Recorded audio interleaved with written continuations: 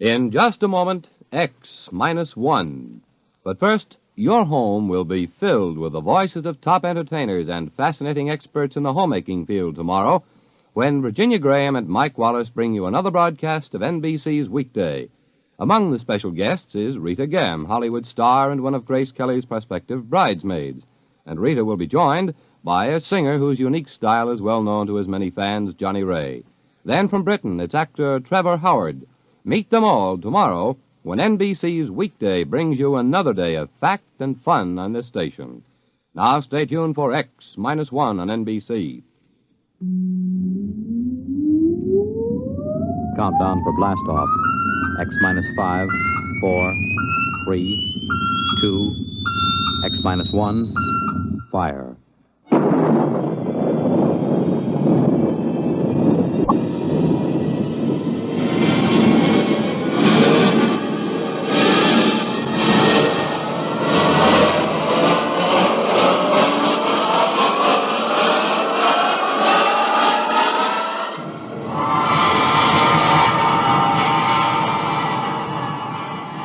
From the far horizons of the unknown come transcribed tales of new dimensions in time and space. These are stories of the future, adventures in which you'll live in a million, could be years, on 1,000 maybe worlds. The National Broadcasting Company, in cooperation with Galaxy Science Fiction Magazine, presents X-1.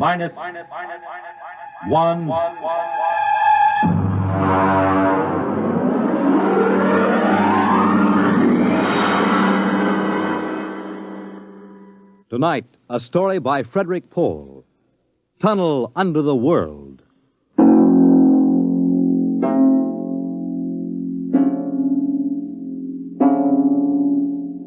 On the morning of June 15th, Guy Burkhart woke up screaming. Ah! It was more real than any dream he had ever had in his life.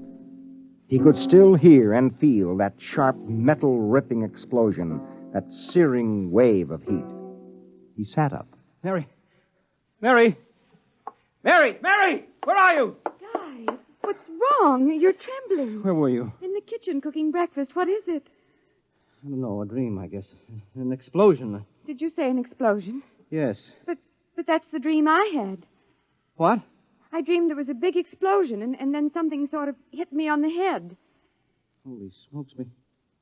Maybe there really was some sort of explosion, and it started us dreaming. Well, there'll be an explosion down at your office if you don't hurry and get to work.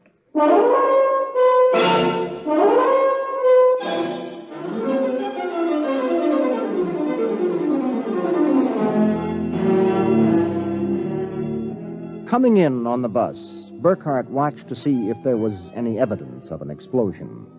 There wasn't. If anything, the town looked better than ever. The only thing that seemed strange to him was the fact that none of the usual crowd was on the bus. He was a little relieved when his old pal, Henry Swanson, finally got on. Excuse me. Henry! Pardon me, sir? Henry, what's the matter with you? It's me, Guy Burkhart. Burkhart? Sorry, I don't believe we've met.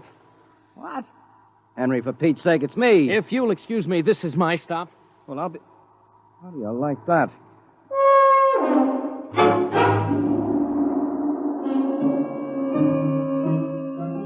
Guy Burkhart got off in front of the gigantic Contro Chemical Building, took the elevator to the 98th floor where he had worked in the accounting department for 12 years. It wasn't until he was almost at his floor that he realized the speaker was not playing the usual commercials. Friends, are you happy with your present home freezer? Of course not. Well, the answer to your problems is a Fecco freezer. Fecco freezers are better freezers. Most wives would do anything for a Fecco freezer. Friends, are you happy with your present home freezer?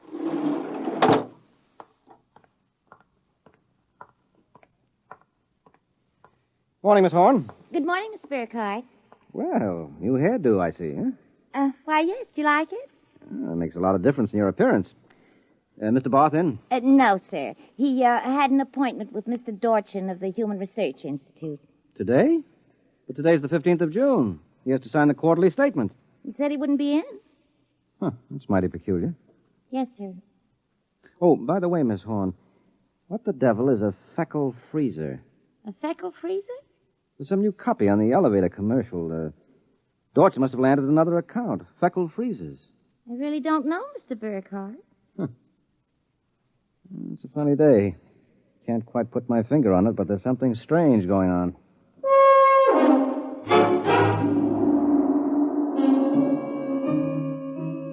He couldn't shake the thought out of his mind. It persisted all through the day and through dinner. He was still brooding as he and Mary got ready for bed. Tired, dear? Oh, no. Anything wrong? I don't know. Well, I guess I'll get a good night's sleep. Coming? I think I'll sit up and read for a while. Well, good night, darling. Night, dear.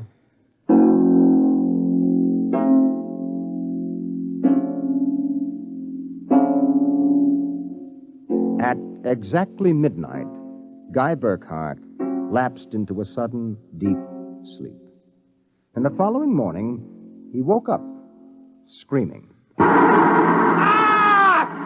Darling, what is it? What's wrong? Oh, nothing. Bad dream, I guess. Oh, you gave me such a shock. I seem to be having a lot of nightmares lately. Really? Yes, the one I had yesterday. This was the same. A big explosion and then nothing. You had a dream yesterday? Well, of course I did. You had the same sort of dream. I? Guy, you're mistaken. I don't remember dreaming. Oh, now, Mary, you told me. Guy, you're mistaken. But, Mary, you... Maybe you dreamed I had a dream. Maybe... Oh, yes, I might have done that, I suppose.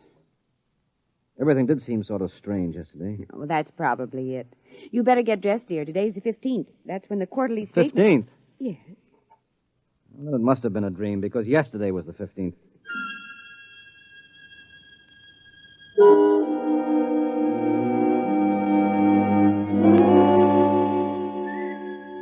Guy Burkhardt got up, dressed, ate breakfast, and took the usual bus to work.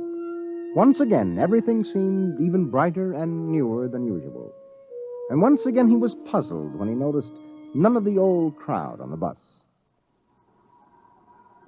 Pardon me, please. Well, look, don't shove so. Oh, morning, Henry. Morning.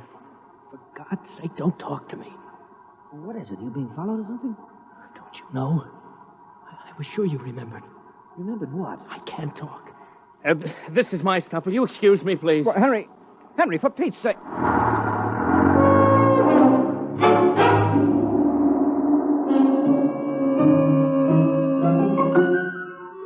As in yesterday's dream, Guy Burkhardt got off at his stop and took the elevator to the 98th floor. The speaker in the elevator purred a new commercial this time. Marlin cigarettes. They're sanitized. Does your present cigarette make your throat feel raspy and unpleasant? Marlin cigarettes contain a miraculous new drug which actually gives you the sensation of smooth, creamy smoke. Marlin cigarettes. Marlin cigarettes. He walked down the marbled corridor to his office. Good morning, Mr. Burkhardt. Good morning, Miss Horn. Do you like my new hairdo?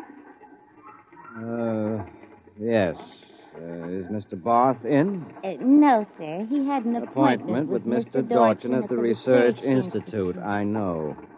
You know? Well, I guessed it anyway. And today is the 15th of June, and he won't be here to sign the quarterly statement, and I'm going nuts. Let me have a cigarette, will you? Yes, sir. Try one of these.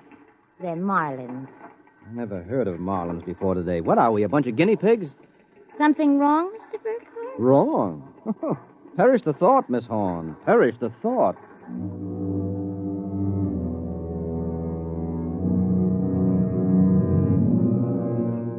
He went to his desk and stared at the mail. Before he opened it, he knew that the factory distributor's envelope contained an order for 12 new electronic computers. He knew that the Development Journal contained an article about a new method of transprinting selective brain circuits of human engineers onto the electric brain circuits of robot engineers to facilitate the operation of automatic factories. He knew that there was a complaint from Feinbeck & Sons about the Contro Chemicals' newest household robot circuit. After a long while, he forced himself to open them. They were exactly as he suspected. Hello? This is Swanson, Henry Swanson. What is it? Do you remember? Remember what? Just remember. All right, now listen, Henry, let's stop playing games. Yesterday, either I was dreaming or you snubbed me on the bus. Today, the same thing happens. Oh, you do remember, thank heavens. I thought so when I saw you, but I couldn't be sure. Well, what is it you want? Listen, tomorrow morning, when I get off the bus, you get off with me. Be casual. They may be watching. Who may be watching? Swanson! Hello!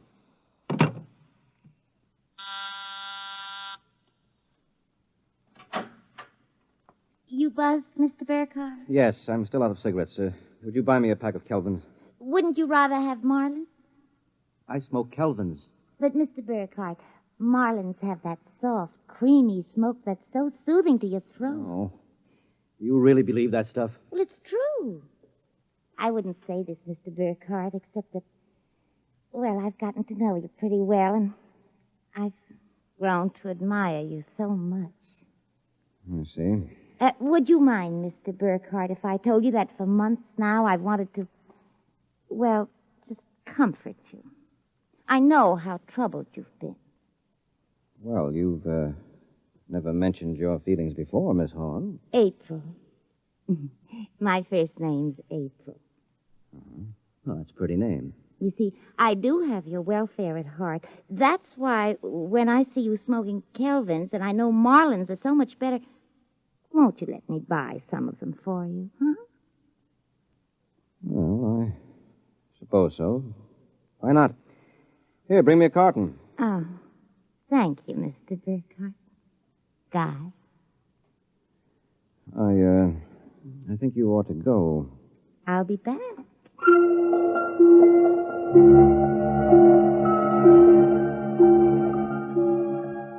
There was something wrong. Something definitely peculiar about what was happening. The call from Henry Swanson.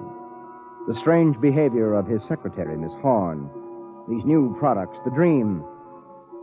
Guy Burkhardt went home that night feeling like a man in a nightmare. Is that you, dear? It's me. Did you have a good day?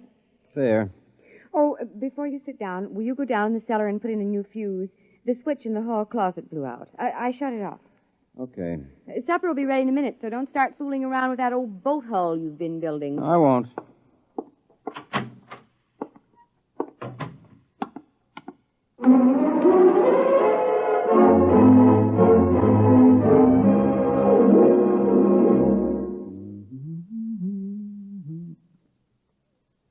Mary! Mary! What is it? Come down here. Hurry up. What is it? I don't know. I'm not sure. I was looking for a fuse, and I thought maybe I'd dropped one under the boat hull, so I scratched around. Look. Let me put the flashlight on it. Well? Look at the floor. What about the floor? It's supposed to be cement. Well? Well, it's copper. There's a thin layer of cement, but underneath it's metal. Look here. Underneath the concrete, more metal. And here on the wall. You see? Metal. Metal under the floor, behind the walls, every place. Well, I don't really understand. Mary, I know this sounds crazy, but somebody, for reasons I can't even begin to guess, has taken this house and replaced it with a clever imitation. Guy. Mary, I'm going to look around a little more. Well, your dinner will be ready. All right, save it for me. There are a couple of things I've got to figure out.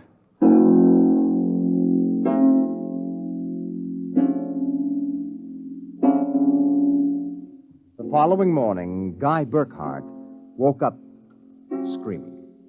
He dragged himself into the kitchen where his wife Mary was preparing breakfast and discovered it was still June 15th.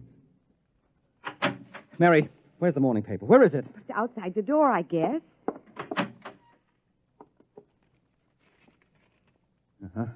June 15th. You'd better hurry, dear. Today's the day Mr. Barth fills out the quarterly tax return. Oh, no, it isn't. What? He won't be there.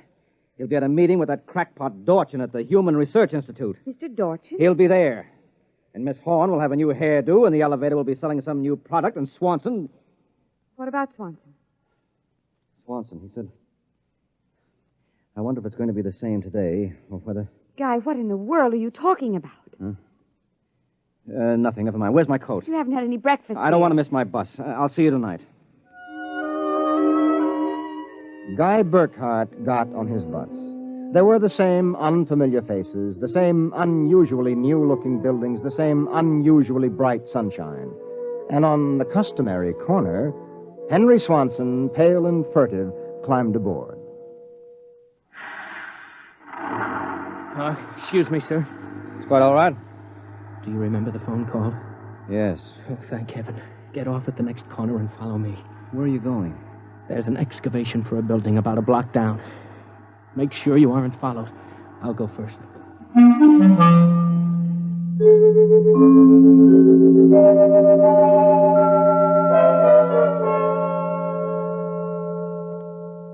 Burkhart.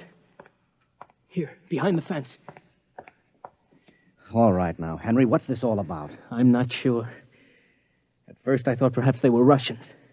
Now I'm beginning to think they're Martians. No humans could have accomplished what they've accomplished. Now, wait a minute. Start from the beginning, Henry. What's going on? Look, Burkhart, peculiar things have been happening to you, right? Yes? A lot of your friends are missing. Your house seems changed. Yeah. There's something stranger than that. The date. Today is June 15th. Yet I could swear yesterday was June 15th and the day before that. You got it, friend. It's always June 15th. And you and I are the only ones who know it. But why, Henry? How? I'm not sure. I think it's some sort of mass hypnosis or something. Well, why doesn't it work for us? My wife, Mary, doesn't remember a thing. Somehow, when it happened, they missed us. We were protected from the full force of the rays or whatever they used. Burkhart, where were you on the night of the 14th, about midnight? Let me see, that was Sunday night. Yes. Yeah, I was down in the cellar under the boat I'm building. I was in my darkroom developing some pictures. This just doesn't make any sense to me. Russians, Martians. What makes you think that? I've seen them. Where? At the end of the tunnel. What tunnel? The one they built under Tylertown. A tunnel under Tylertown? Yes, that's right. It's made out of copper or some alloy. Copper? Wait a minute. I found a copper layer under my cellar floor last night. So did I. That's how I discovered it. I found a way to get in, too. It's at the bottom of this excavation. Holy mackerel. Henry, why don't we tell the police? Because we can't trust them. Even the police may be Martians in disguise. Oh, come on now. You're being melodramatic. Oh, am I? Well, you just come with me. Where? Into the tunnel. I'll show you.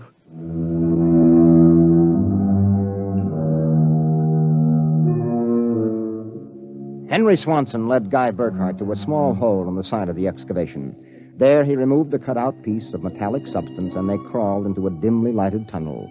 They walked for what seemed like 2 miles until Swanson held his finger to his lips.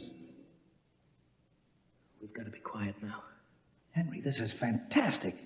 They've got a tunnel right under the whole town. Oh, you haven't seen anything yet. There's a room a little farther down. We'll be able to look through a glass in the door. Is it safe? It's perfectly safe, unless one of them comes along. Oh, come on. Okay. Here. Now, Burkhart, look through this glass. Now, just so I know I'm not completely insane, tell me what you see. Good Lord. Well? A tremendous panel with dozens of telescreens. And in front of each, a servo robot. They seem to be computing something. Yes, I watched them. They're evaluating data from the screens. Have you gotten a chance to look at the data on those screens? No. I've been afraid to go in. There might be a warning circuit somewhere. Well, if we knew what those robots were working on, we could go to the authorities. I'll risk it if you will. All right, it's worth the chance. We're lost anyway. Okay. Open the door.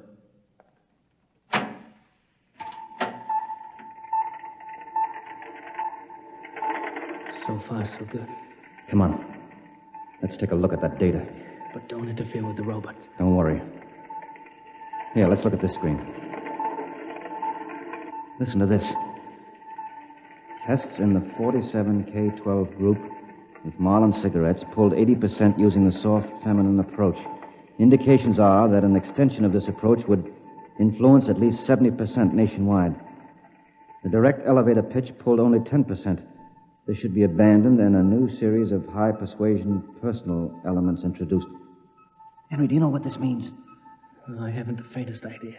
I don't blame you. This is crazy, but it fits the facts when I think about it. Do you know who's behind this? Martians? No, not Martians, Henry. Humans. What? Humans who are interested in developing the perfect propaganda machine. What? I don't know who they are or how they've done it, but somehow they've taken Tylertown over. Hypnosis. Hypnosis, drugs, maybe some kind of array or something. However they do it, what happens is that they let us live through a single day. During that day, they pour all kinds of suggestions and propaganda into us. At the end of the day, they evaluate the results, see how we've reacted. And at midnight, they wash the day out of our minds, and the next morning we start the same day over again with different stimuli. Do you know what that means, Henry? Suppose one man learned how to influence people 100%. Why, in a year, he could sell us anything from freezers to political candidates. Oh, wait a minute. We're guinea pigs, Henry. This whole community is one big test tube for Dorchin's propaganda research. Burkhardt, what do we do? I don't know, but somehow we've got to get out of this town and get to the FBI. What do you think we can? It's worth a try. Come on. Wait. Huh? What is it? Look through the door. There's somebody coming down the tunnel. You've got to hide. Behind the circuit box. Wait. Good Lord, it's Dorchin, the head of the Research Institute. Shh, quiet.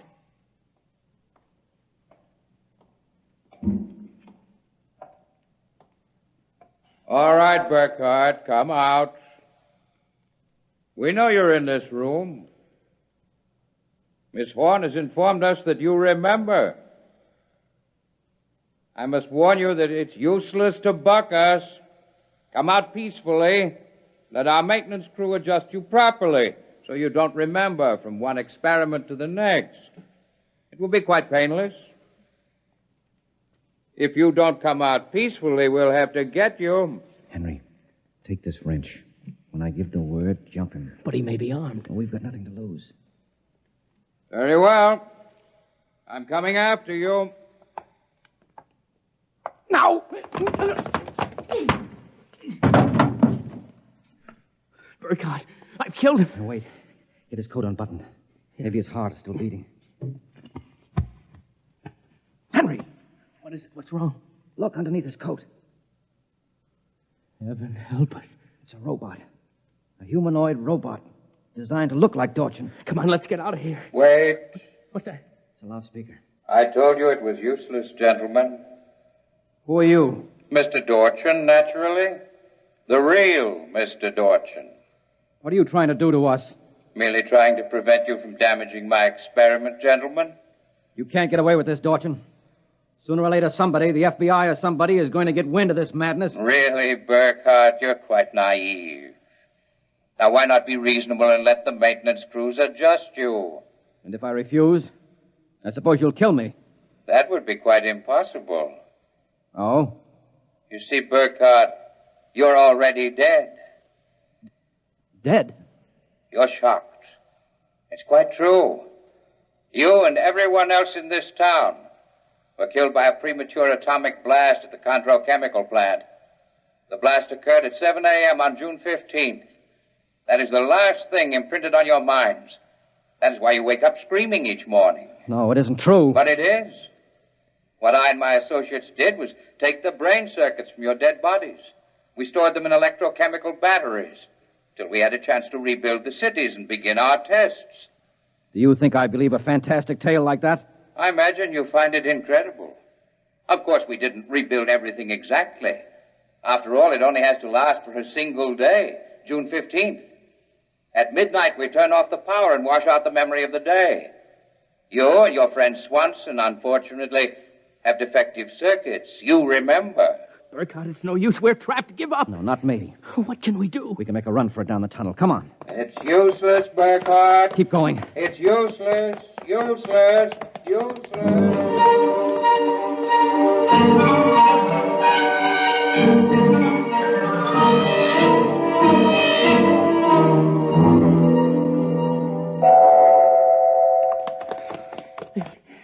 Now, this door is open. It opens. Oh, no. No, I don't believe it. Swanson, look.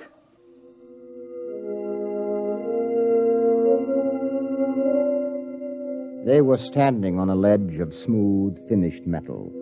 At their feet, the ledge dropped away into a chasm so deep they could not see the bottom. Beyond was only a glare so bright that their eyes could not stand to look into it. And yet, just at the limit of their vision, something towered. Something so huge it was almost inconceivable. Something. Burkhardt? Yes? This is Dorchin. Now do you understand why it's useless? The great looming figure moved closer. It seemed to take shape now, and yet it was so gigantic as to be unbelievable. It came closer. The glare was partially blocked. And then, Guy Burkhardt knew that the towering shape was none other than Dorchin himself. You see how I did it, Burkhardt? I took your brain circuits and had them reduced so they could be transferred to tiny humanoid mannequins. That's what you are, Burkhardt. A tiny miniature of yourself. And this city, this whole experiment I'm conducting, is built on a tabletop.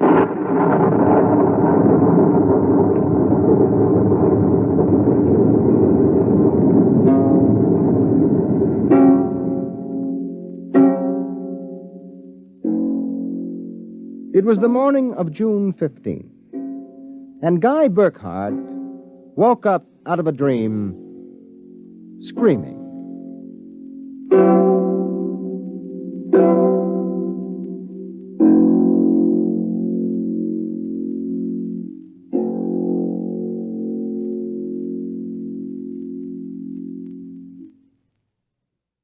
You have just heard X-1, presented by the National Broadcasting Company in cooperation with Galaxy Science Fiction Magazine, which this month features another story by tonight's author, Frederik Pohl. It's the second installment of his novel, Slave Ship. Your announcer, Fred Collins. X-1 was directed by Daniel Sutter and is an NBC Radio Network production.